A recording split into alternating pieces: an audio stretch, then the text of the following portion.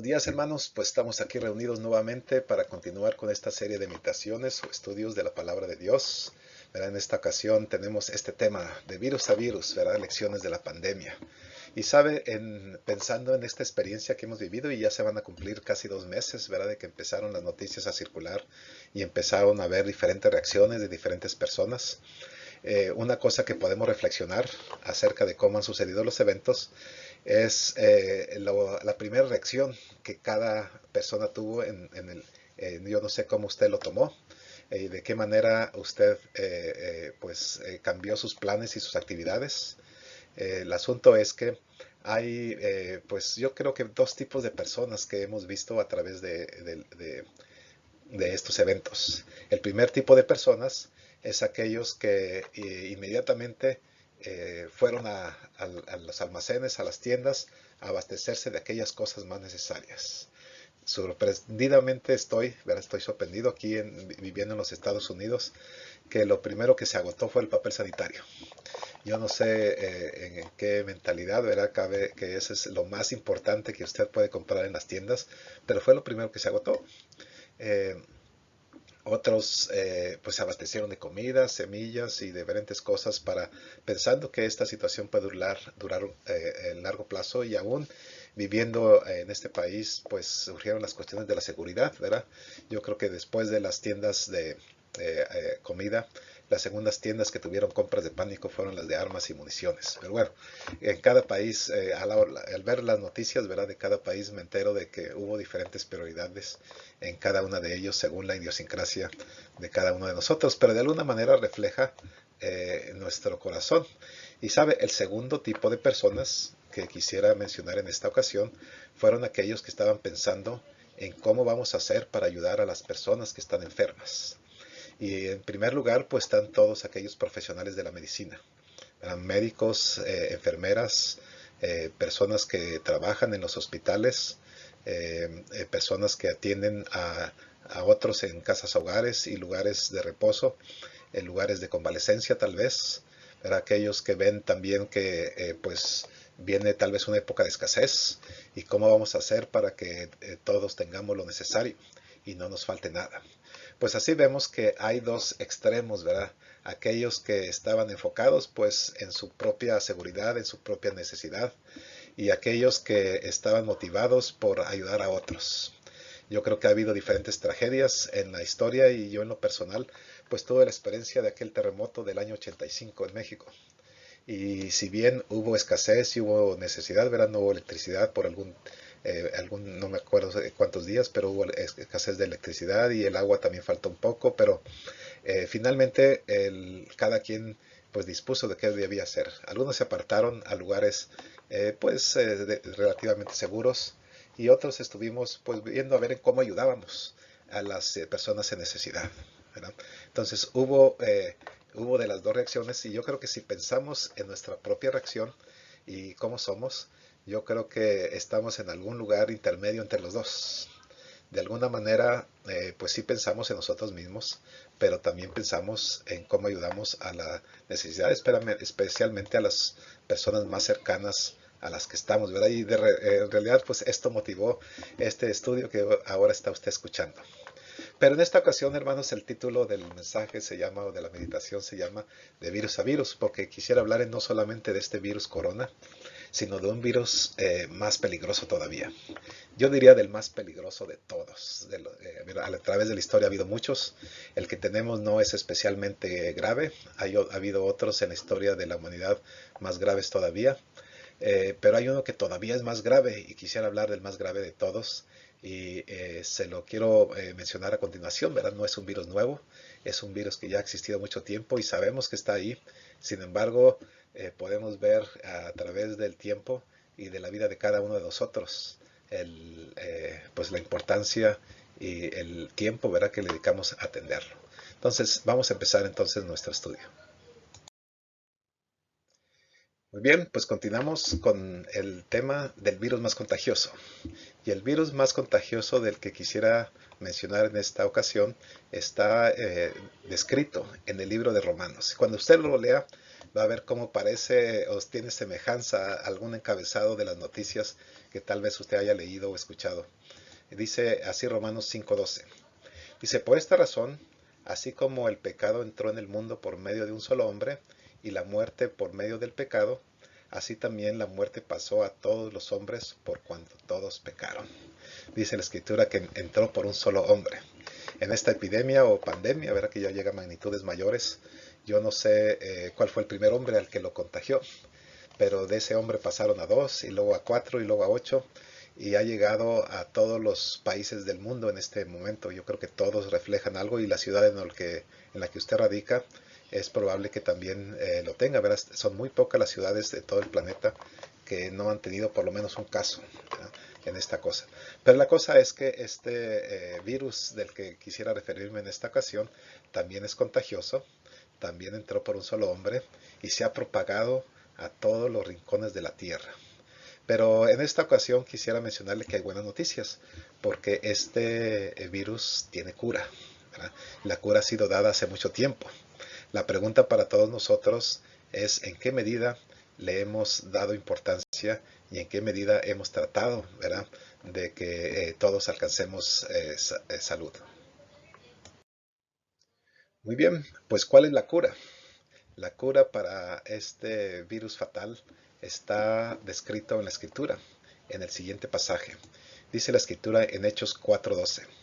Y en ningún otro hay salvación, porque no hay otro nombre debajo del cielo dado a los hombres en que podamos ser salvos. Ahí tiene que sí hay una cura y está en el nombre del Señor Jesucristo.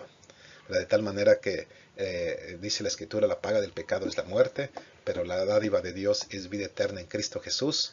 Pues hay salvación y hay cura en él. En este tiempo, hermanos, de pandemia, estamos todos pues alejados de nuestras rutinas y de las personas que pues convivimos normalmente, y todos nos preguntamos en qué momento hemos de regresar y en qué momento hemos de volver a la normalidad. Y todos los, yo creo que profesionales, ¿verdad?, de las epidemias y de los virus están trabajando lo más rápido que pueden para conseguir un remedio y una solución, ¿verdad?, a este virus. Yo me pregunto, hermanos, cuánto estuviéramos dispuestos a pagar por la vacuna del virus corona. Yo creo que para algunos de los precios han sido, o los costos han sido variados. Hay personas que han estado sin trabajo ya desde hace varias semanas y que para ellos el costo ha sido alto. Pues si usted suma las semanas que ha estado sin trabajar por el salario, pues llega una cantidad importante. De tal manera que si le hubieran dicho de antemano, si usted se toma esta vacuna, ya puede regresar al trabajo, ¿cuánto estaríamos dispuestos para pagarla? Pues bien, vamos a ver en este estudio que el remedio que se nos ha dado o la cura es valiosa, es muy valiosa. Y por lo mismo deberíamos tener la misma sentido de urgencia que existe hoy en el mundo por encontrar una vacuna o un remedio para llevársela a todas las personas que están en necesidad. Ahora bien, ya sabiendo que el mensaje de sanidad o la cura de este virus del cual estamos contagiados todos es por medio del Señor Jesucristo, podemos entonces meditar dónde está nuestro corazón en esta área en particular.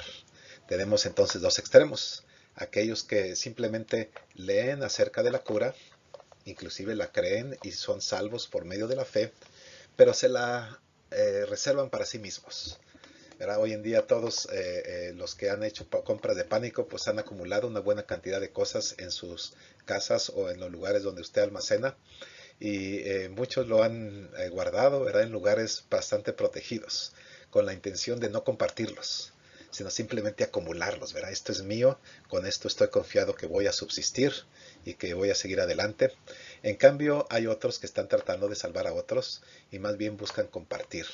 Aquí la pregunta es, ¿en qué nos motiva para ser de acerca de como las primeras personas o por qué ser como las segundas? ¿Por qué ser compartido o por qué ser simplemente actuar en defensa propia, es decir, en protección de mi familia y de mi hogar. Pues lo que vemos entonces es que en la Escritura han sido dados diferentes dones para llevar el Evangelio a diferentes personas. La pregunta es, ¿qué es lo que nos motiva? Y eso es lo que quisiera ver en la siguiente pasaje bíblico. Aquí tiene usted pues cuál es la necesidad. Y yo creo que el apóstol Pablo escribió muy claramente cuál era la que él percibía como la necesidad. Dice en 1 Corintios 9:16, porque si anuncio el Evangelio, no tengo de qué jactarme, porque me es impuesta necesidad, pues ay de mí si no anuncio el Evangelio. Dice, me es impuesta necesidad. Dice, ay de mí si no anuncio el Evangelio. Cuando leemos acerca de esa necesidad o esa de impuesta, eso que es impuesto en Pablo, nos preguntamos, bueno, pues ¿qué es? ¿Verdad? ¿Por qué Pablo tenía tal necesidad? ¿Y cuál era la motivación tan imperiosa que le llevó a poner toda su vida y a dedicar pues los años que Dios le dio a buscar llevar el mensaje de salvación a todos los lugares que le fue posible? Dejó su vida anterior, dejó toda su posición, dejó todo su futuro y que él pensaba ver en ese momento, y siguió el mandamiento del Señor para poder alcanzar a otros. La pregunta es, ¿qué fue lo que le motivó a él a llevarlo a cabo?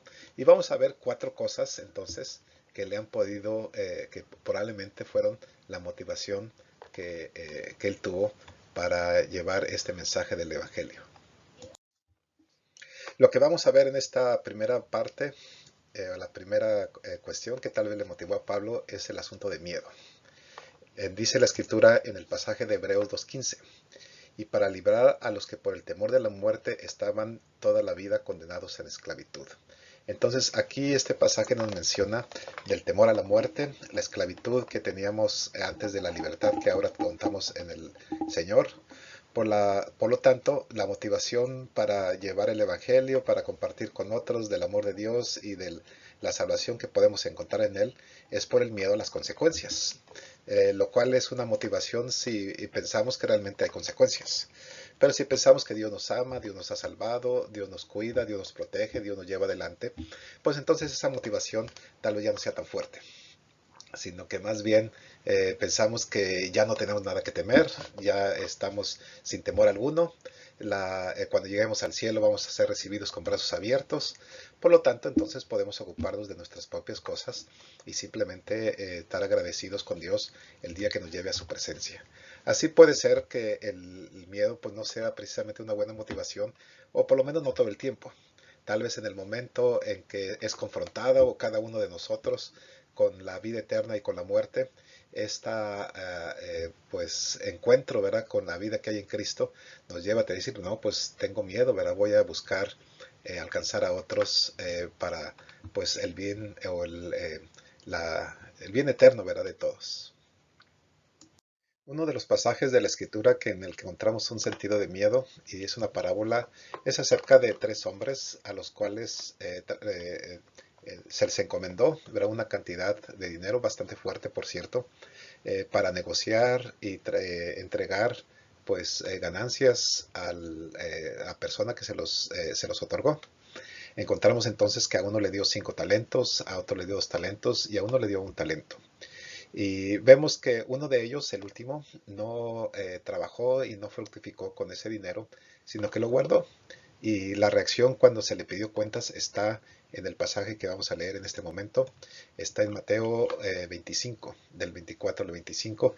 Dice, pero cuando se le presentó el que había recibido 1000 monedas, dijo, Señor, yo te conozco que eres un hombre duro, que cosechas donde no sembraste y recoges donde no esparciste.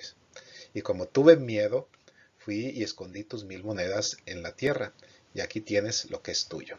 ¿Verdad? Escondió el famoso talento, que por cierto no era una cantidad pequeña. La primera vez que leí este pasaje pensaba que tal vez era algún puñado de dinero, ¿verdad?, que tenía un pañuelo o una bolsa pequeña, y eso fue lo que guardó, escondió. Sin embargo, la palabra talento en la Escritura se ha utilizado pues para definir la cantidad de agua que cabía en un cántaro. el cántaro que usaban para ir a traer agua, ¿verdad? En ese tiempo las casas no tenían agua, sino que había que ir a buscar a un río, a un pozo, a algún lugar público, a un acueducto tal vez, donde hubiera agua. Así pues, el cántaro era la cantidad que pues podía transportar una sola persona, y en el tiempo del Antiguo Testamento eran unos 34 kilos. ¿Verdad? Yo sé que para nosotros cargar 34 kilos es mucho, no estamos acostumbrados, pero ese era el cántaro del Antiguo Testamento. Sin embargo, leyendo las diferentes fuentes, encontramos que en la enciclopedia judía se define el cántaro de diferentes tamaños según el tiempo. Es decir, en el Antiguo Testamento era de 34 kilos, pero nos dice esta enciclopedia que para el tiempo de Jesucristo no eran 35, sino ya se usaban cántaros mayores, tal vez de unos 60 litros, ¿verdad? Yo no sé si los transportaban en algún animal, ¿verdad? Y no fuera una persona el que lo llevaba, pero el asunto es que pesaban cerca de 60 kilos. Entonces, esa cantidad de talento pues era mucho dinero, ¿verdad? Dice la traducción que estamos leyendo que había recibido 1000 monedas. En realidad, el asunto es que si eran 60 kilos, tal vez serían unas 6000 monedas, es decir, el salario de 6000 días. Puede ver que entonces que son el salario de varios años, ¿verdad? Si trabaja todos los días por un año, descansando solamente un día de la semana, pues son más de 300 días en un año. Para llegar a 6000 son 20 años. Así que era una cantidad bastante fuerte de dinero, pero él tuvo miedo.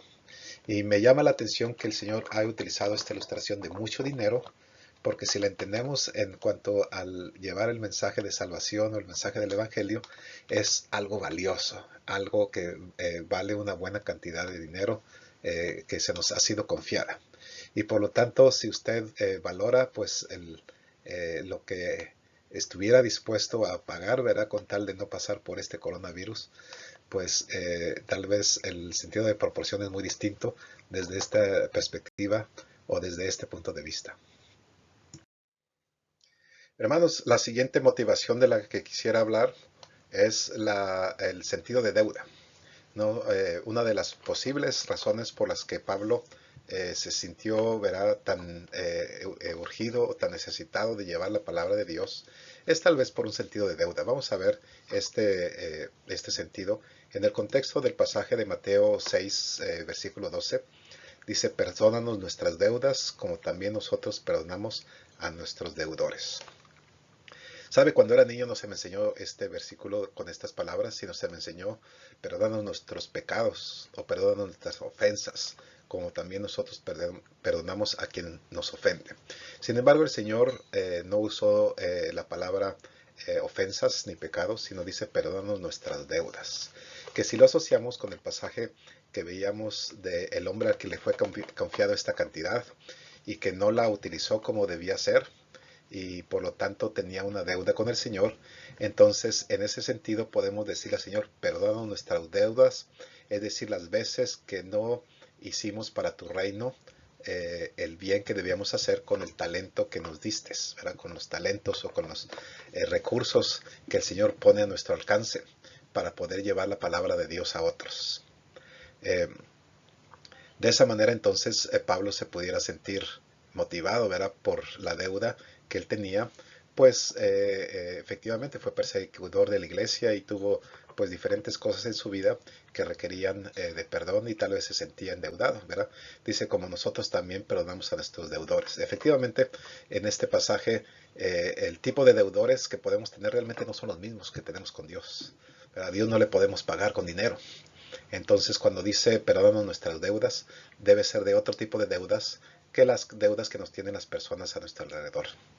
Pero la cosa que viene al caso en este estudio es que Pablo podía haberse sentido motivado, ¿verdad? De pagar una deuda porque sentía que mucho le fue confiado, mucho le fue dado, y en agradecimiento o ya no es en agradecimiento, ¿verdad? Ya en pago de deuda es su motivación por el cual dedicó su vida a la propagación del Evangelio.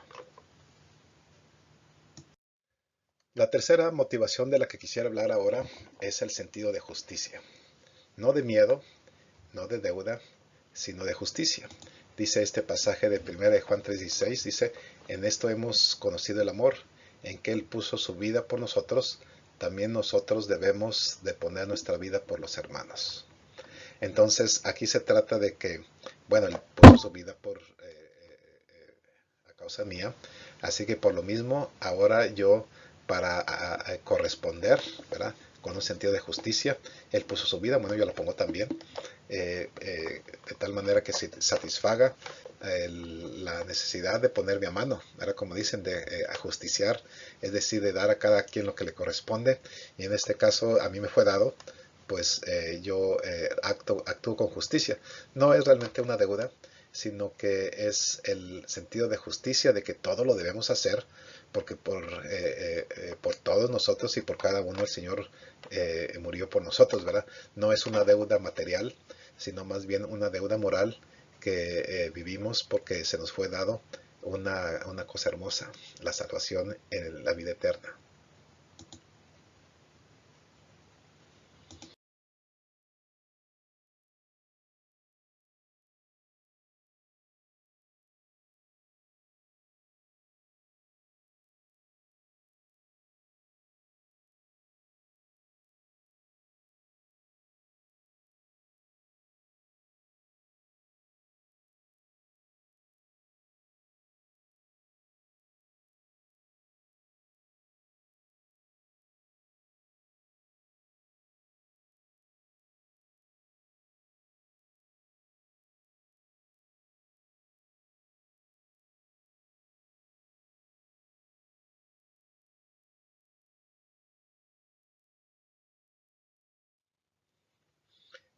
Encontramos también otro pasaje en Mateo 7:2, ¿verdad? Muy cerca del de 6:12 que leíamos anteriormente. Dice, porque con el juicio con el que juzguen serán juzgados, y con la que medida que midan se les medirá. Ahí tiene pues entonces. Ahora bien, ¿cuál es la mejor motivación? La mejor motivación es amor, ¿verdad? Como vamos a ver a continuación, no es por miedo, no es porque tengamos una deuda que ahora tenemos que pagar el favor que hemos hecho, o un sentido de justicia de como así otros hicieron, pues nosotros también, sino es un sentido de amor. En 1 de Juan 4:11 dice, amados, ya que Dios nos amó así, también nosotros debemos amarnos unos a otros. Y yo pienso que a Pablo esta fue su motivación mayor. Es decir, él vio el ejemplo que le fue dado, el Señor Jesucristo muriendo en la cruz por los pecados de él y de toda la humanidad. Por lo mismo, tratando de mostrar el mismo amor, o de sentir el mismo amor, o de reflejar el mismo amor, o de contar con el mismo amor por la humanidad, él también puso su vida. Dice, ay de mí, porque él tal vez pensaba que si no lo hacía, no estaba amando igual, no estaba amando todo lo que podía, no estaba dando todo lo que de él podía salir, ¿verdad? No estaba utilizando todos los dones que le fueron dados, todos los talentos que se le habían encomendado, por lo cual la necesidad de servir a otros es por causa del amor, no por miedo de que lo que le fuera a pasar, no por pagar una deuda porque pues el favor que mereció lo tiene que pagar, no por un sentido de justicia en el que, bueno, el Señor es justo que todos hagamos algo por el reino de Dios, sino por simplemente amar a todos sus seres queridos y a los que no conoce aún. Dio su vida por naciones y gente que ni siquiera hablaba su propio idioma. Aún así, fue a lugares alejados y recónditos. La escritura nos dice que inclusive tenía planes de visitar España, y pienso que probablemente lo logró, ¿verdad? En aquellos años. Entonces, yo pienso que esta era pues la mejor motivación que él tenía, y podemos meditar en esta hora si es la mejor, si esta motivación es la que realmente nos puede llevar adelante para poner nuestro tiempo y esfuerzo para pues comunicar las verdades que encontramos en la Escritura. Así pues, dice el pasaje de 2 de Corintios 5:14, como dice a continuación, dice, porque el amor de Cristo nos impulsa. El amor de Cristo nos impulsa que, considerando esto, que uno murió por todos, por consiguiente todos murieron. Y si usted sigue leyendo el pasaje, entonces el amor nos impulsa a que así como pues Él murió por nosotros y nosotros también, y ahora estamos en vida, pues ese amor que Él nos mostró por toda la humanidad, así también nosotros la pongamos por otros, ¿verdad? La motivación entonces para compartir nuestra fe debe ser en primer lugar esa, no porque obligación, porque usted lo tiene que hacer, no porque ya tenga una deuda y ya, bueno, ahora sí ya la pagué, ¿verdad? Y usted se siente que ya no tiene que hacer nada porque ya tiene un sentido de que ya pagó.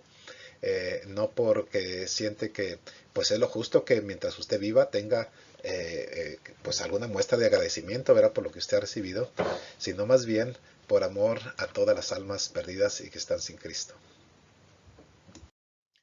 Y el último versículo que quisiera compartir en esta hora tiene que ver precisamente con esta motivación de amor. Dice en Hebreos 13, versículo 20 y 21, dice, y el Dios de paz, que por toda la sangre del pacto eterno levantó de entre los muertos a nuestro Señor Jesús, el gran pastor de las ovejas, los haga aptos en todo lo bueno para hacer su voluntad. Dice, los haga aptos en todo lo bueno para hacer su voluntad, haciendo Él en nosotros lo que es agradable de Él por medio de Jesucristo, a quien sea la gloria por los siglos de los siglos. Amén. Dice, haciendo Él en nosotros lo que es agradable. Así que usted ama a Dios, pues si le ama, busca agradarle, ¿verdad? Y aquí este pasaje nos dice, nos haga aptos, es decir, nos dé toda la oportunidad y todos los recursos y el tiempo para poder amar a otros y compartir esta cura para este virus que es el pecado, ¿verdad? Y todos puedan alcanzar salvación, vida eterna y pues paz con Dios.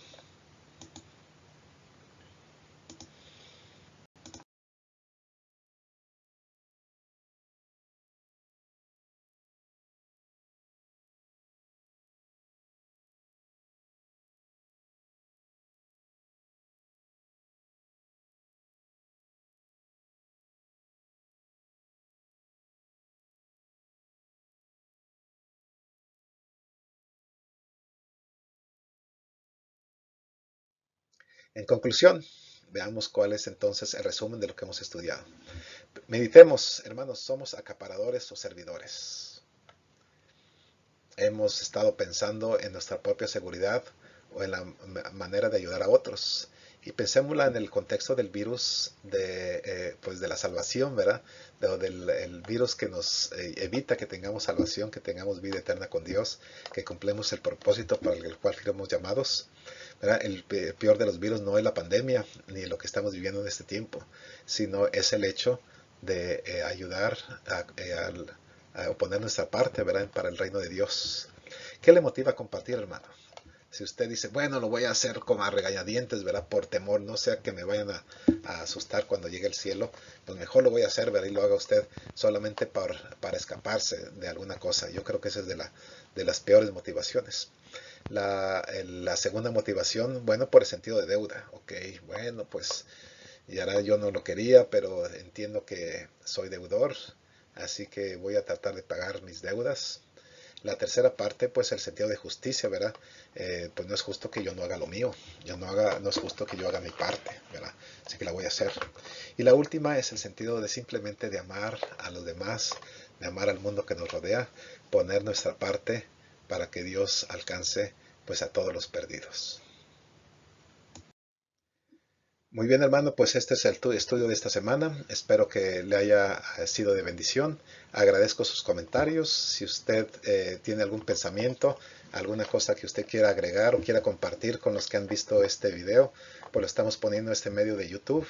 Si usted pues lo desea, agregue un comentario o alguna cosa que sirva de edificación, ¿verdad? Para las otras personas que lo han escuchado y de esta manera pues nuestro pensamiento sea también compartido con otros. Muchas gracias y Dios le bendiga. Nos vemos la semana próxima.